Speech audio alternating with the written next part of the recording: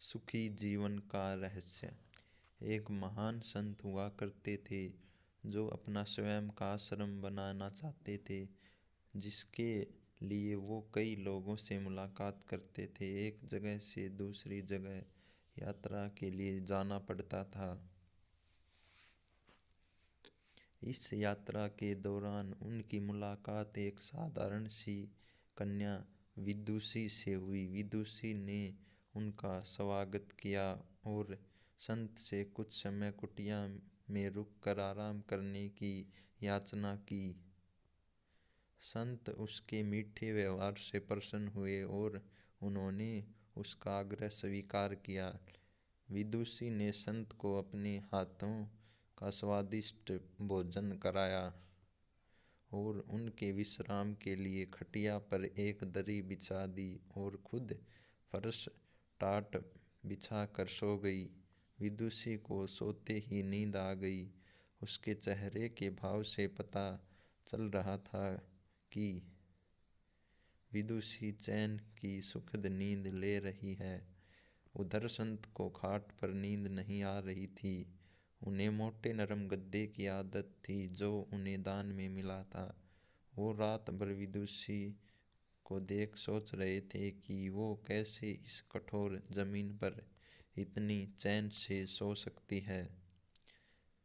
दूसरे दिन सवेरा होते ही संत ने विदुषी से पूछा कि तुम कैसे कठोर धरा पर इतने चैन से सो रही थी।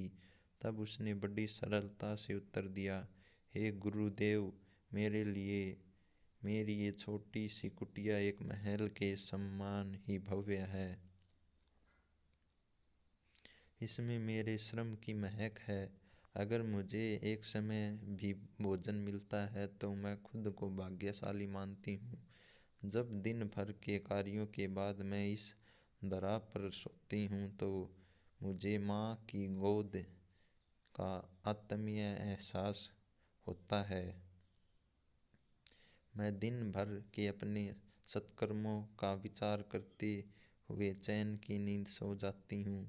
मुझे एहसास भी नहीं होता कि मैं इस कठोर धरा पर हूँ। यह सब सुनकर संत जाने लगे। तब विदुषी ने पूछा, हे गुरुवर, क्या मैं भी आपके साथ आश्रम के लिए धन एकत्रित करने के लिए चल सकती हूँ?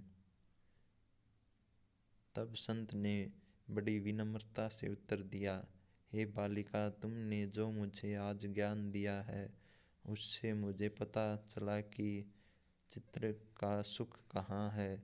अब मुझे किसी आश्रम की इच्छा नहीं रही।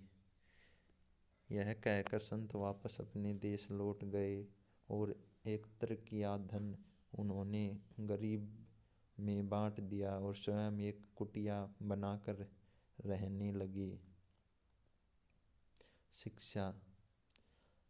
आत्म शांति एवं संतोष ही सुखी जीवन का रहस्य है। जब तक इंसान को संतोष नहीं मिलता वो जीवन की मोह माया में फंसा ही रहता है और जो इस मोह माया में फंसता है उसे कभी चैन नहीं मिलता।